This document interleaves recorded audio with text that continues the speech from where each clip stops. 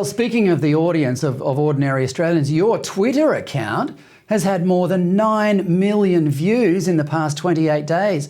That's huge, Craig. What sort of feedback are you getting from ordinary Australians about this?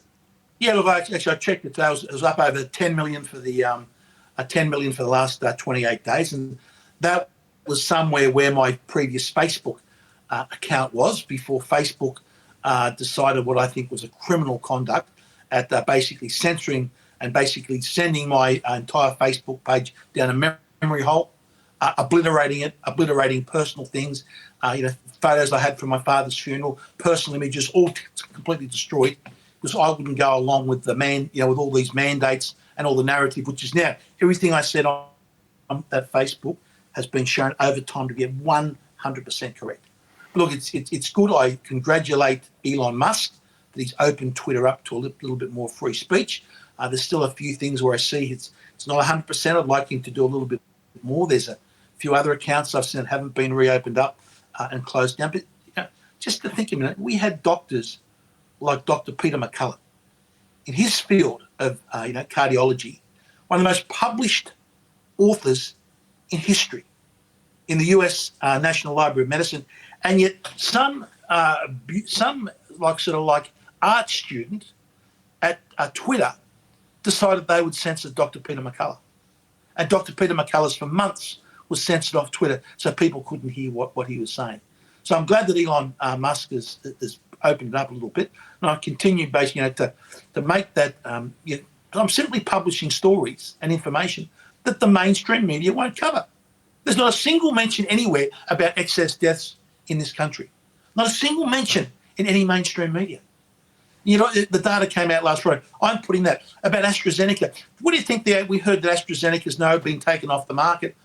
Do you reckon the ABC might have published something about that? You'd think they would, yeah. Well, Craig, I've got to say, the media has changed enormously in our lifetime. When I first started in the media 30 years ago, and back in those days, media organisations, their business model was, we stick up for the little guy. Read our papers because we speak truth to power. They are speaking. They are part of the powerful elite now, telling the readers what to do and think. But just moving away from the media and back to the political sphere, what we've been talking about in this conversation is an absolute litany of malfeasance and bad decisions that go against ordinary people. How can the coalition capitalise on this? How can the Conservative parties regain some electoral ground out of this catastrophe? Well, firstly, they've got to be sure that they are truly Conservative parties. I'll give you one example if you want to know where they go. We've seen the results in the New South Wales state election here. Across Sydney, massive, unprecedented swings against the Liberal Party. 12, 13% down in Miranda. We've seen 16, 17%. Double-digit swings throughout West Sydney.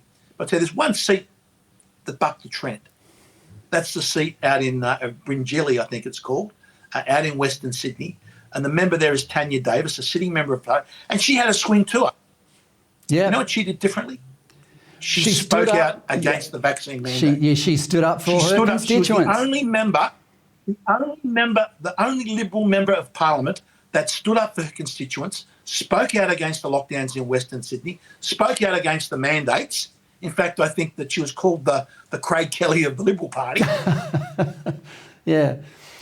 And she's the only Liberal member of Parliament that had a swing to her.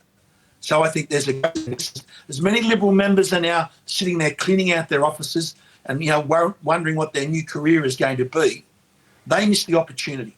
When it was time to speak out and stick to Liberal values, they shirked it, and now they're in opposition. And if you look at the electoral pendulum in New South Wales, it's difficult to see how the Liberals can win back at the next election or even the one after. That is how disastrous the result was.